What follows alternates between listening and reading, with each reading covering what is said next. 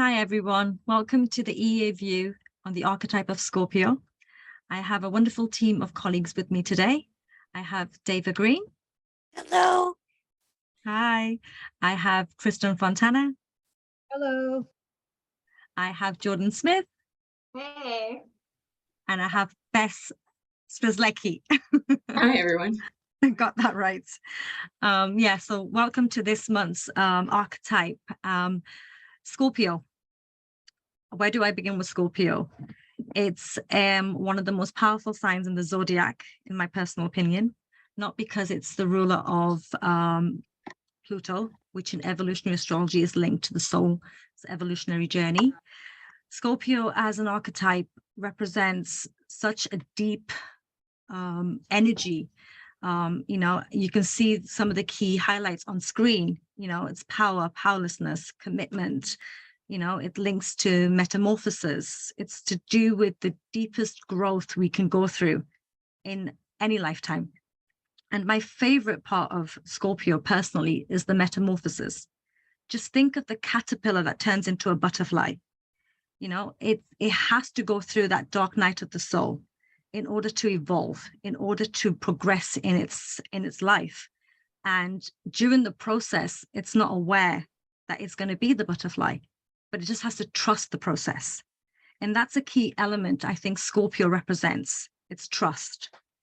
But what we have also is the opposite experience in Scorpio as well, where there can be a fear of just letting go, because we're so attached to what we feel we need in terms of security. And it's allowing the process to unfold that will naturally help us move forward in our all evolutionary journey.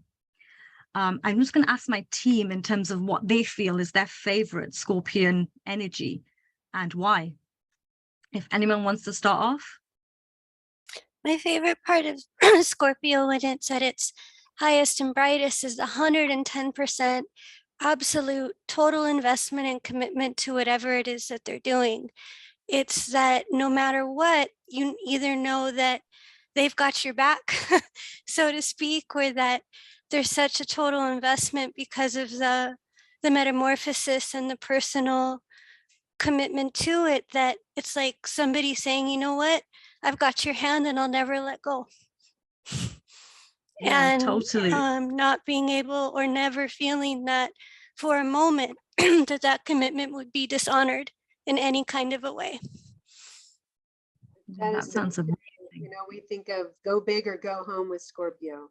Swing for the fence. Yeah, it's all black and white. It's black and white. And I just wanted to, on the heels of what you said, Deva, I totally agree. I remember one time having a conversation with another astrologer. We were sort of arguing about what is loyalty connected to. And a lot of times they'll think of the lion, right? The loyal lion, but I'm like, When Scorpio is at its purest and its deepest, that's the connection you want with someone, that you would trust them with your life, and you could trust them with your life. Yeah. I'm someone who has a packed 8th house, as all of you ladies know. And so I think one of the things that I have really grown to love about Scorpio is definitely that it's an archetype of understanding. And whenever we understand, like Scorpio just wants to understand, it wants to know the why.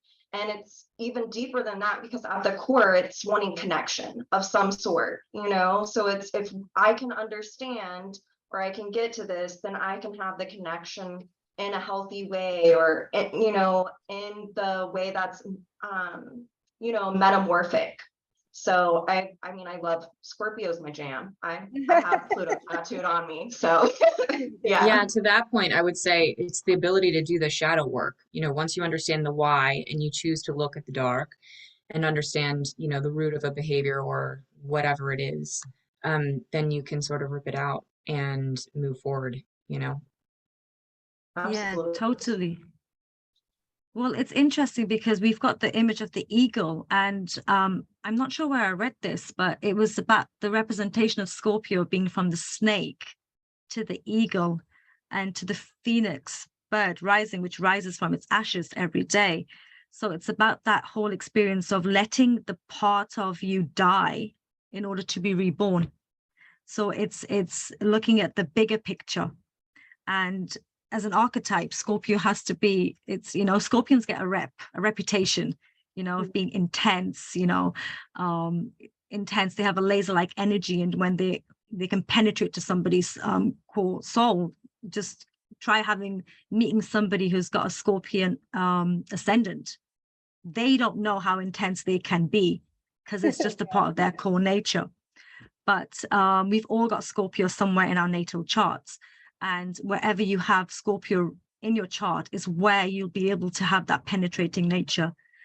So it is interesting to find out where that is, and and that's something I would advise the viewers to have a look at and see where this energy falls for you.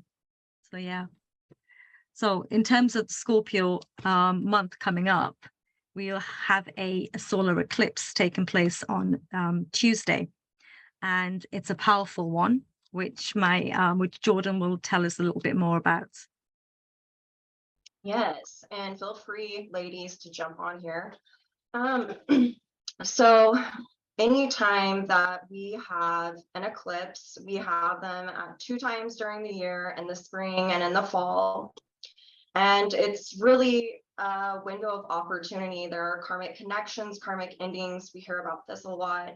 I feel like unless it's something that's that the eclipse is actually aspecting in your chart, it's more felt on a collective level. And I feel like this eclipse is definitely one of those, especially with the square to its ruler, Pluto.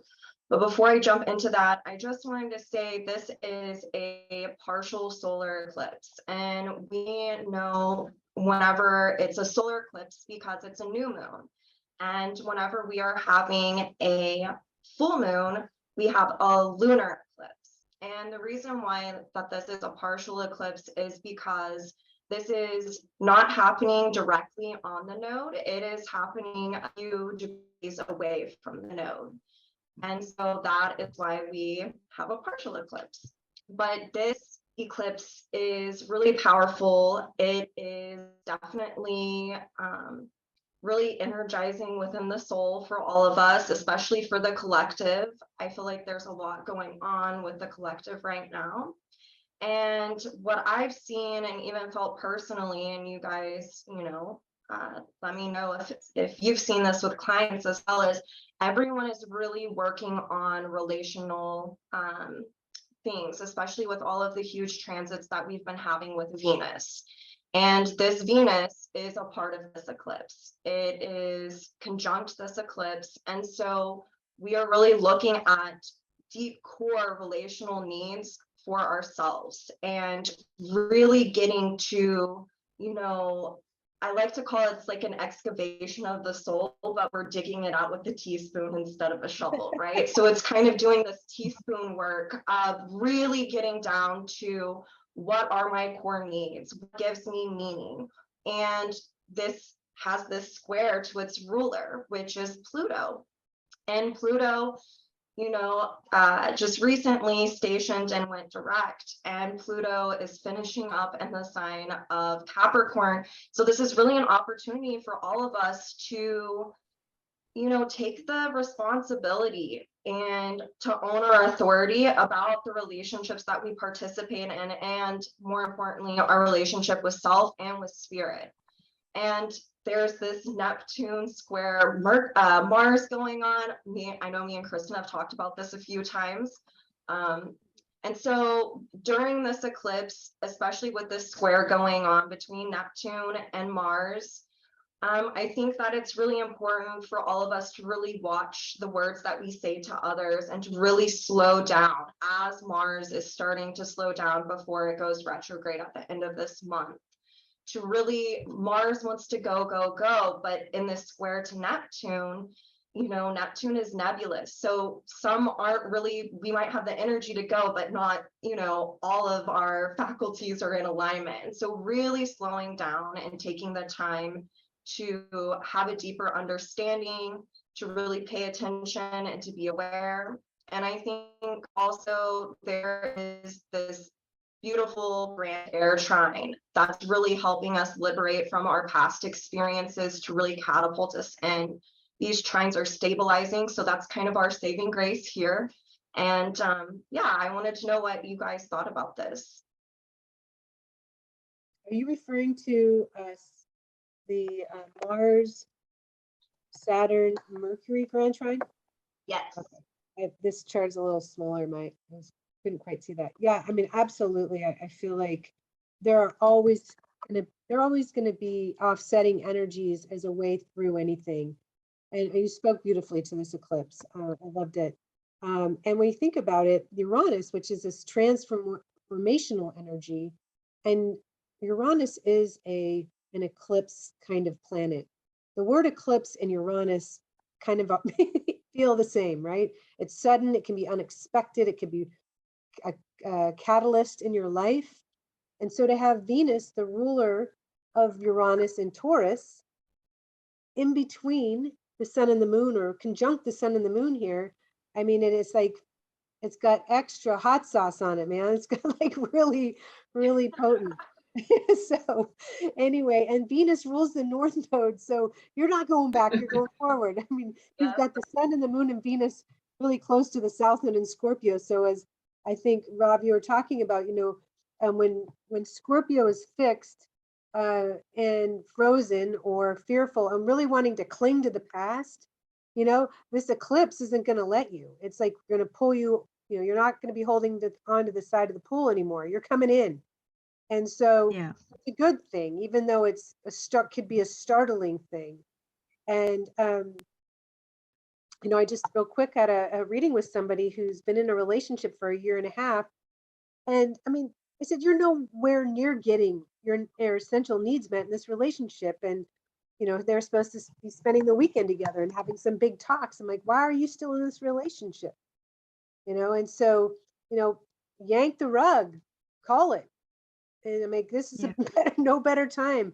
And, we'll see how much he misses you when you're gone. So, it's that kind of thing. Like Scorpio is about it's a limit pushing sign.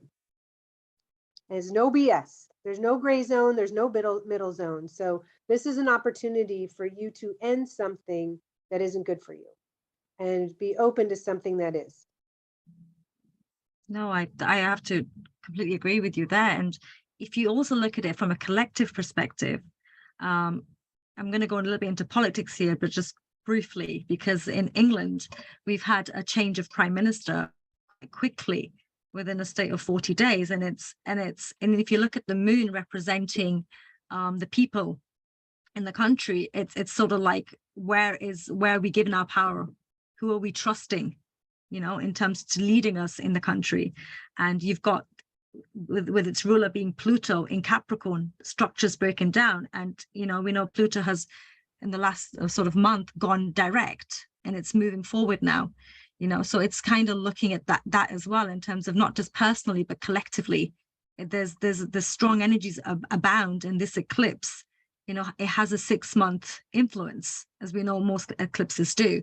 So we can kind of see that coming forward as well, in terms of where is the economy going to go, especially in England, which does have a knock-on effect in the rest of the world in terms of interest rates and currencies and inflation, etc. So it's fascinating to see. Yeah. Sorry, real both quick, sides. you pointed that up. Venus is also about resources and money. Yes. And I know even in this country, in the US, they were changing some of the laws in terms of people who can invest in IRAs and things, allowing them to have more, they could invest more, and there's even more flexibility for somebody who is older. And it had the whole index increased, like the Dow came up, and it's been so volatile and really low, and it finally came up because it's like putting money back into the system to try and deal with inflation. So something during this eclipse could totally turn things around, for sure. Yeah. In either direction. I agree. We'll see. Yeah. That's where free will comes in. Anybody else have anything to add? I would say, looking at that moon, sun, and Venus, that absolutely something's going to reach its limits. And dovetailing on what you guys were saying, it almost becomes a necessity to change. rather than a choice. Sometimes with Scorpio, we need to push things to such an extent, especially coming through Libra, that we don't really have a choice but to do the inner work or the shadow work, or if it's Rob, as you were sharing, economy and how we're going to sustain ourselves. So from my understanding, we're all going to be feeling these, or I shouldn't say all, but most of us, it would tend to indicate that we have the really intense emotions and perhaps a deeper sense of our self-image, seeing that it's the moon, how we relate to ourselves. Seeing Venus can deepen by doing that type of metamorphic work, and allowing and trusting and in a sense surrendering to what needs to happen, because it's that energy of clinging to what no longer works that is just going to create the extremes of Libra that Scorpio creates that bottom line of coming out of. So we may feel pushed that we have to. Yeah, especially because like the Saturn Uranus square is still going on right now, which I feel like is such a call to action for the collective on a big level to really change what is going on with, I mean, with everything. It's huge. Uranian energy is dealing with our values and natural resources and other things. So I think that that could be really interesting with the eclipse, is things dealing with not only inflation, but the natural resources, things going to electric and, you know, that kind of thing. Yeah. Bess, you had an interesting link with this eclipse. Yeah, so I just wanted to kind of add an herb. As Kristin said, you want to pour some like hot sauce on this eclipse, and some hot sauce, like make it a yarrow hot sauce, and add an extra element of healing. So Yara is known as Achillea millefolium, that's its Latin name, and it comes from the story is that Chiron told Achilles how to use yarrow to heal. And so it's one of the most ancient herbs that we have documented in use. And there are famous herbalists who would say, female herbalists that would say that if they were stranded on a desert island and they got to pick one herb, they would pick yarrow. And so there's like, it's really magical in that it's a blood mover, but it also can staunch the blood. So it's a great one for women, actually, with their menses and menstrual cycles. If there's too much heavy bleeding, it sort of reins it in. If there's not enough in irregular cycles, it creates blood flow to that part of the body and gets it going. It's been used. Basically Achilles is said to have, used it in the field to heal wounds in battle. It was used up until World War I. In the fields. It is great for treating mastitis, for lowering blood pressure, for improving breathing, for relaxing the blood vessels. It's great for it's sort of a mild sedative. It lowers the cortisol in the body, the stress hormone that we have. So it helps with anxiety. It's also antibacterial and antimicrobial. It's great for sort of skin flare-ups, or we're coming into flu season. It's a good one for fevers and colds and flu, bronchitis. It also is very helpful with the detoxification in the liver processes, and that's very scorpionic. And sort of digestive upset. So, it can be used as a tea. I'm drinking my yarrow tea right now. This is what it looks like. It's called the millefolium, is like 1,000 leaves. It's got lots of leaves. This is what it looks like dried, but it's a really beautiful herb, and you can make salves and tinctures. And it's a great to have in like a sitz bath. So if you plan on doing, a ritual with this eclipse, I would say, throw some yarrow in the bath. It's great. It's been used, also very scorpionic in sort of with the I Ching. They would dry the stalks and throw them with the I Ching and divination. It's been used in sort of, love rituals for millennia. And it's just honestly, it's a really beautiful herb. It's been used for soul healing for time immemorial. And so I would say add maybe some of that to your apothecary. Where would you buy it? Where do you get it? Or do Honestly, you grow can find it anywhere. Like I found mine it grows wild. It grows on roadways. It grows pretty much everywhere, and it's in most places of the world. So it's not a hard one to find. And you can see from the picture, it comes in different colors. It's whites, yellows, pinks. It's sort of closely related to chamomile. I would say it is, it is, don't use it if you're breastfeeding or pregnant. And also it's toxic to animals. So don't leave it around your pets. But other than that, it's pretty amazing. Awesome. Okay. Perfect for Scorpio. Perfect for Scorpio, especially when it's linked into intuition and you said soul work, Mhm. which is yeah, perfect. So just moving on. This month we have Jodie Foster as our fingerprint of the month. And Bess, if you just want to give us a little bit of background before we start getting into her chart, that would be fab. Sure.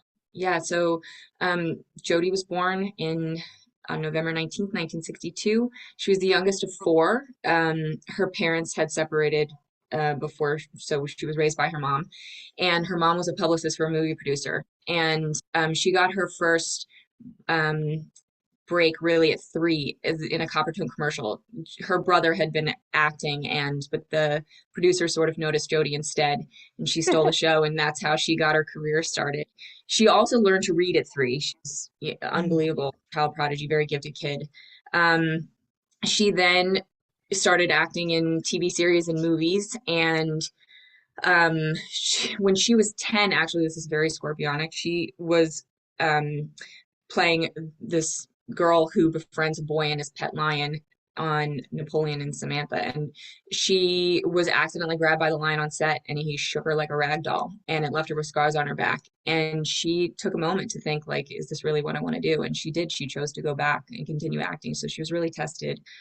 When she was 14, Martin Scorsese cast her in Taxi Driver, which she had the role of a teenage prostitute, and that role really tested her acting chops, and she was nominated for Best Supporting Actress, and it went on from there. In light of the Scorpio theme, when she was in college, she ended up going to Yale. There was a gentleman named John Hinckley Jr. who attempted to assassinate President Reagan at the time because he was obsessed with Jodie and the movie Taxi Driver, and he was trying to impress her by some of the themes that came up in that movie. She graduated magna cum laude from Yale, and she ultimately went on to continue her career in film. And there's too many to name. We can go through all of them, right? We don't have time, but I would say she didn't shy from roles that, like The Accused, that was where she probably had some of her first real success that led to her taking the role in Silence of the Lambs, and that was about a rape survivor. And then she ended up winning an Oscar for Best Actress for Silence of the Lambs. And then she ended up creating her own production company, I think in 1993. And the company's first release was Nell, and she received a Screen Actors Guild Award for that and a Best Actress nomination. She then sort of several years, I think in 1997, a few years later, she had some unwelcome publicity when her brother, who was the child actor with her as well, published an unauthorized biography called Foster Child. And there was some, kind of unkind accusations in there. And then she, went on to become pregnant, and she did not discuss by, which way or means. She and her girlfriend, Sydney Bernard, at the time, raised the children. She had 2 children, and, she's basically spent the last, 2010s and so on focusing on directing. She directed some episodes in Orange is the New Black and a few others. She has, and who knows where she's at today with this, but she is a proclaimed atheist, and she said that she really enjoyed the religion for its rituals. I think her family celebrates Hanukkah and Christmas. And she has also supported causes for prevention helplines for gay and sort of questioning youth suicide hotlines. She's supported causes around adoption, fostering, orphans, hunger, poverty, etc. And that is a wrap. Yeah. You could go on forever about her. She's incredible. No, like you just explained, she's been active since she was 3, and she's still going to this day. And all credit to her. And I don't think she's going to stop anytime soon. But just to give you a little bit of insight into her soul's journey, Deva's going to start us off with just her Pluto placement, and and we'll look into her life journey so far. Yeah, and building off what you, Rob, and Bess were sharing, that from my understanding, she's in the 3rd state individuated, and seeing that her Pluto is in Virgo in the 9th house. That's a discernment for herself around what her personal beliefs is, what her personal truth is, and whatnot. And coming in with a very deep intuition or highly advanced intuition can be the 9th house. And seeing that, also seeing that it's in Virgo, and also seeing that South Node Saturn in Aquarius in the 2nd, ruled by Uranus, Virgo in the 9th, that from my understanding, that in combination, perhaps a bit of persecution or being rejected or standing on the outside because of her beliefs, not wanting to fit in, but feeling rather that her strength is in regards to breaking out of conventionality around what makes her different, and deciding for herself absolutely what's true and what's not. And you can see that in the different roles that she carries, which we'll talk about later, but seeing those themes of standing inside her truths, no matter if it separates her or disconnects her from others, but rather standing within what her truth is and discerning from there whether that led to persecution or not. And the North Node being in Leo in the 8th house, empowerment through, from my understanding, the switch to from acting to also directing. From my perspective, that's also shifting to that North Node in Leo, because she's taking charge of her creative energies and becoming the director rather than the security of the South Node in Aquarius, which may be to detach a bit or stand back or stay on the outside. And so progressively she's been taking leadership, or she's been taking charge of creativity by quote unquote calling the shots. And the South Node and Saturn would certainly need to do that, to be in charge of her own reality and determine for herself what's true and what's not. And seeing the polarity point in Gemini in the 12th, I think she says herself that her movies are kind of memoirs, or like these almost scripts of these different chapters in her life, which I thought was super cool, because you can see that with that polarity point. It's like a way of sharing, we can play this character or that character, or have this chapter and that chapter. And seeing that it's in the 12th house, I find that her work is very relatable to most.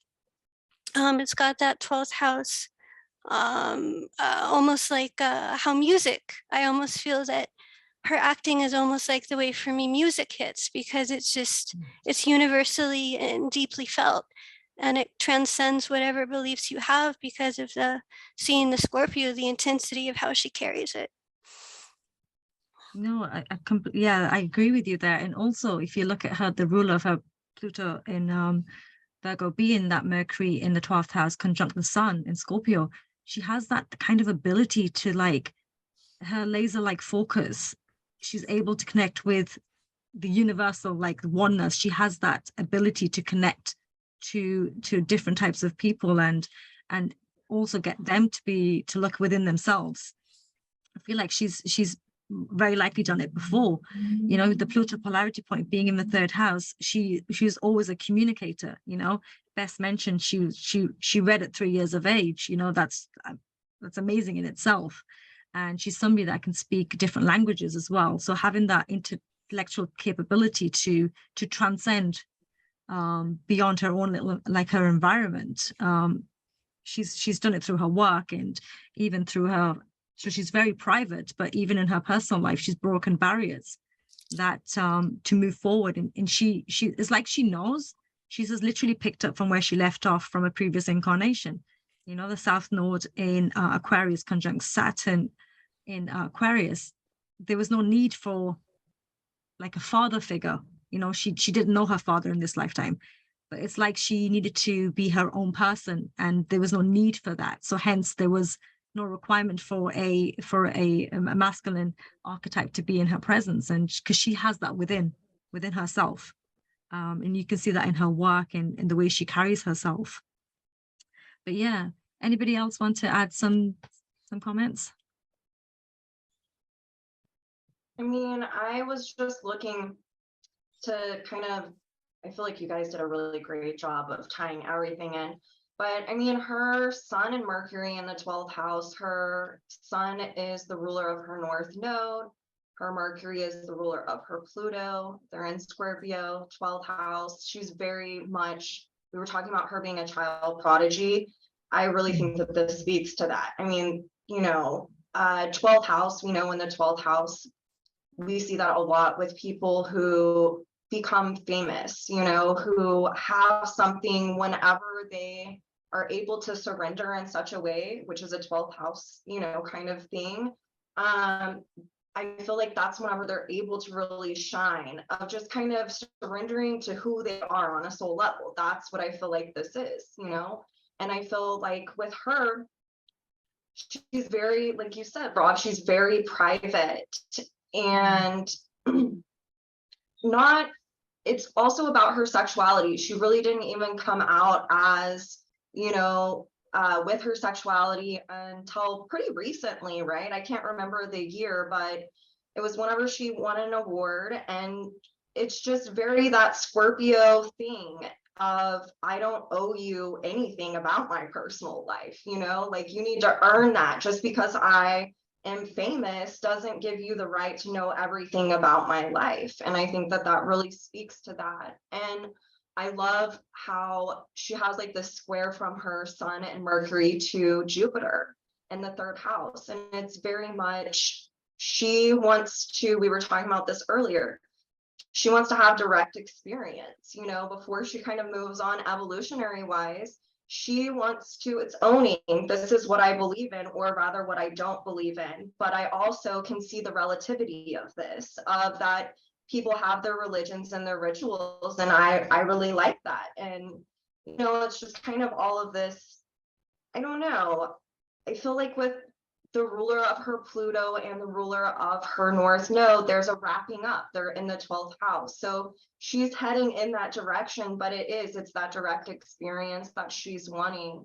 And I think that, I mean, even that signature speaks to how she's been stalked several times in her life. You know, it's this very scorpionic thing of people being, you know, mesmerized by you because you just have this intensity about you, and it draws people in. And because she's on this public stage, you know, it just, and she just keeps going. That's the thing, is she has these bumps in the road, and she continues to kind of own her truth no matter where she's at, despite like her getting mauled by a tiger or a lion, you know, or her having someone who wants to impress her by assassinating someone else, like, and her not taking that on. I think that this is a huge part of that, like, you know, signature, is her not feeling guilt for other people's behavior, even though they're kind of blaming that behavior on her. Do you know what I'm saying? So yeah, I thought this is a very interesting chart, and I've liked learning about her. Rob, Yeah. Rob, the Yes. atheist piece, it kind of reminded me of David Attenborough, who's a self-proclaimed, I guess, agnostic. But I read somewhere that he had just seen so much, you know, hard stuff, dark stuff in, and of course in nature we see it. We see the predator and prey scenario all the time. That's how God made things. And it just seems like, why would God do that? You know, this predator prey thing. But I think he was in some third world country and had seen this little boy or some children that were terribly sick and without the means to care for themselves, and just watching these children kind of helpless and powerless. It really just made him feel like, where's God? Like, there can't be a God if this is happening. So in the same vein, I think that with all of her trauma signatures, with Saturn and Aquarius on the South Node, it squares her original Lilith. I'll talk to you about a little bit about that in a second. But all this, the Scorpio stellium in the 12th, as you said, Jordyn, she needs proof. Prove it to me, baby. You know, prove it to me that you exist, God. And when you come from that kind of place, God's never going to reveal itself in that way. It'll take her own evolution in order to experience God. So, you know, I think that, of course, putting her in the third stage individuated makes sense. I mean, there's kind of, you're coming out of real rebellion from the second stage. And when you have been traumatized so much, it's hard to believe that there is a God. No one was there to save me when I was being raped, or no one was there to save me when this happened or that happened to somebody I love. And you can see it in the roles that she's playing. If it's okay, can I segue into the Lilith right now? Yes. So with Lilith and Scorpio in the 11th house, and it is squaring her nodes and squaring her Saturn, and she has all the Scorpio in the 12th. She has in other lifetimes been hiding behind her essence. And this is a life of truly empowering herself on stage. Hey, people, you know, this is me in multiple forms. These are my past lives in multiple forms. And I am so tired of being a victim of whatever's happened before. And you think about, if anyone here has seen Silence of the Lambs, I cannot believe, not only did I see that movie once, I saw it twice. I don't even know how I got through it both times. I don't know who convinced me to watch it because it's so intense. But the ending made it. And I don't want to give the ending away, but I might have to give something away to speak to this signature. So if you don't want to know the ending and you want to watch the movie, push mute. Okay. So anyway, so she's a young FBI cadet, right? FBI is an investigative kind person.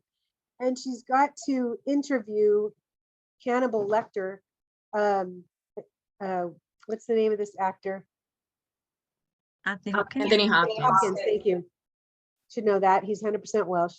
But anyway, she's interviewing him, and he's in jail for being, you know, a madman, serial killer.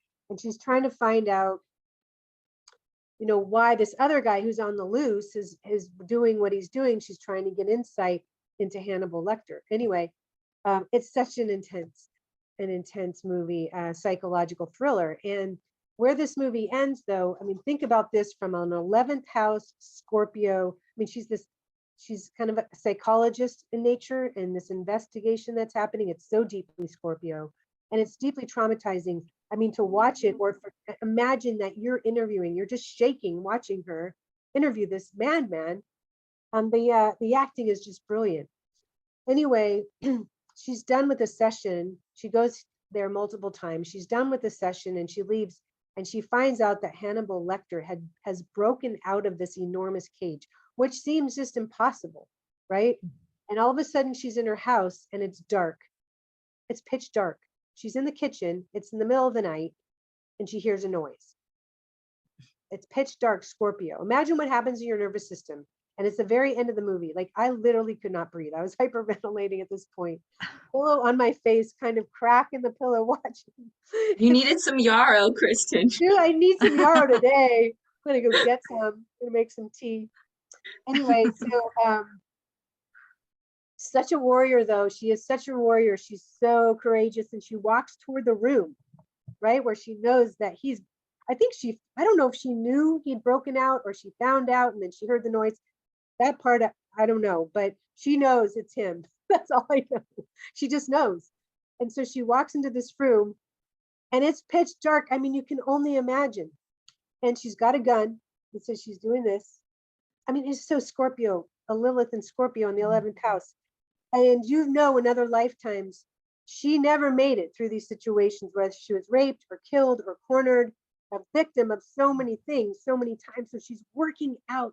She's changing the ending of her past. And the coolest thing about this is she has no idea where he is. So she's in the room like this. He can probably see her, but it's pitch dark. And she cocks the gun, and the spark from the gun creates enough light. So light, Uranus, 11th house. So she knows where he is, and she turns and she kills him. And she's the hero, you know? He'd already killed so many, and you know, but preceded that scene was just horrific. But this is a life for re-empowering herself, and she can do it through playing these roles, these multiple roles. But that one, I mean, and all the roles she's played, my lord, that was just absolutely incredible. So that's my Lilith spiel. Powerful. I see No. that tie-in with her Neptune conjunction too, and squaring them Mars, because it's like, you know, in the 11th house, the work was going to extend beyond herself, right? And she was meant to meet, you know, reach the masses through her art. And she never shied away from taking unique roles, or to your point, Kristin, like psychological thrillers, or, you know, whatever was like taboo or subjects that people would fear or would, you know, would rather sweep under the rug. She took them on, and Neptune's ruling her Chiron and Jupiter and Pisces in the third. And so she could intellectually understand and then dramatize these personal and collective wounds. And it's like with her Neptune and Scorpio, there's this reconnection to source by exploring the taboo. And, you know, she was a child prostitute, gang rape victim, like you know, dealing with serial killers, like whatever it was, panic room where someone broke into her house and, you know, trying to figure out how to get her and her kid out. It's like there's no subject that was too dark or, you know, too intense for her. And she chose to embody it. It's for everyone to see and then shine a light on all of those themes. And, you know, Venus retrograde, new phase, or Neptune feels very much like she had a tabula rasa to do this. It's like this lifetime was like a new way for her to explore this. And, you know, but like a blank slate, a new, just a new ways to internalize this and to understand the deep psychological understanding of herself and then others. She really demonstrated this too, because with Silence of the Lambs, the director originally did not want to cast her, and the producers overruled him. And later he said that Jodie was the one who helped define the character for the director. I have chills. Just shows what she can do. It was just brilliant in that movie. Yeah, and her, you know, also I love that because, you know, all of that's up there, to Rob's point earlier too. Then it exemplifies her non-consensus relationships and her non-traditional family she was, you know, born into. I forgot to say that her mom, you know, raised the kids with her, you know, a female partner. And also, like, it again with the Scorpio, maintaining secrecy around her children's parents, or, you know, whatever. That's sacred, Scorpio. One more thing on the Silence of the Lambs, like her need to know why was so perfectly depicted in this movie, because she's wanting to find out, why do you want to do this? Why is this person wired in this way? The big why was there all the time, just trying to get into his head. And she would. Hannibal Lecter, Anthony Hopkins in this role was chuckling because he could watch her navigate. He knew how good she was. And that's also why he wanted to get her, you know. He had met his match almost, you know. So it was just, it was a battle. It was really well done. Brilliant. Yeah. Just before we move on to the movie of the month, just a final comment on Jordie's chart. Because Bess, you just mentioned her Venus is retrograde in Scorpio. And we know a retrograde archetype is about redoing, reviewing, revisiting. And conjunct Neptune, it's interesting that I feel like I've just kind of picked this up now, is that she has revisited the roles that she has maybe experienced in past lifetimes, because we evolve through the emotional body. So she's had to kind of resurface those emotions in order to release them and to transform herself away from them and to evolve forwards. So so in terms of her life, it's actually been a lot more interesting than maybe where we've been taught to believe, in terms of her being very private. But her chart tells us a different story, and it's quite powerful. Mm-hmm. Good point. But yeah. So just moving on to our movie of the month, which is connected to Jodie Foster. I will pass it on to Deva. Yeah, everything that you guys were sharing is kind of embodied, from my point of view, or seen in the movie Contact. And the reason that I picked it for Scorpio is because of the theme of loss triggering the reaching out for something larger or connecting to a higher energy through the intensity of the loss, and just being open to whatever that was in whatever form. And what I can see, or what really reminds me of her chart, is the scene where she's a little girl and she's watching, her dad knows that she loves to watch the stars at night. So he buys her a telescope, and they're making popcorn and they're gonna watch I think a shower meteor star. And it's right when they're about to do that that he dies of a heart attack. And she's running as fast as she can to get the medicine, and she just barely misses it. So he passes, and then some religious people show up stemming from her chart, and they, oh no, it was just his time to go, and you just need to let it go and trust that it was all in good faith. And this 10-year-old girl looks right at him and goes, you know what I think? I think I should have gotten to the medicine cabinet in time. Why didn't I think to have medicine on the upstairs rather than the downstairs? And what that triggers is that in her, as she's older, she's then looking for extraterrestrial life, where nobody will. She's looking for contact, and it's through that she opens up to something larger through contact that's made from, I think it's a Vega star. And they're all, how it happens is that she goes into an encapsulation that they've drawn, and nobody will believe her, because from what they see, it just falls to the ground. But the experience that she has, she reconnects to her dad. She goes out into the solar system, and it says, look, we're just trying to reach out to show you that you're not alone. Yeah. And she comes back from being the one who goes, no, I need to have scientific data. And as a scientist, I say there's no data that proves either way. Right. To saying what's most important is that you find your own answers. And she even goes to the court because they're trying to have her discredit what she says, and she won't. She says, no, I had my experience and I won't recant. And at the very end, they say, what's interesting about all this? What you never showed in the court is that static as they have a recording, there was 18 hours of it. Not just, and so if you look at her chart in terms of the theme of loss and triggering out to something higher and trusting in her own experience, or ultimately coming back that what's most important is that you find your own answers and you trust your own truth. And for me, that really is a powerful message of Scorpio in terms of what the experience of loss can then provoke on a positive level. And that you grow from that, so to speak. Fun fact, Yeah. the year after she did contact, they named an asteroid 17744 after her. Maybe we should start putting that in the chart and see how that Oh my manifests. God. Oh, wow. Oh, wait, Oh, that's so wow. cool. Oh, Which man. which asteroid was that one? What was it, Bess? It says 17744. That's what I read. And it's called Jodie Foster. Yeah, it's named after her, I think. All right, we're gonna have to drop that into the chart. Yeah. Move over, Lilith. Move over, Chiron. It's Move gonna over. be conjunct Lilith in the 11th or something. What are the chances it will be linked to Scorpio somehow? We'll have to have a look at that.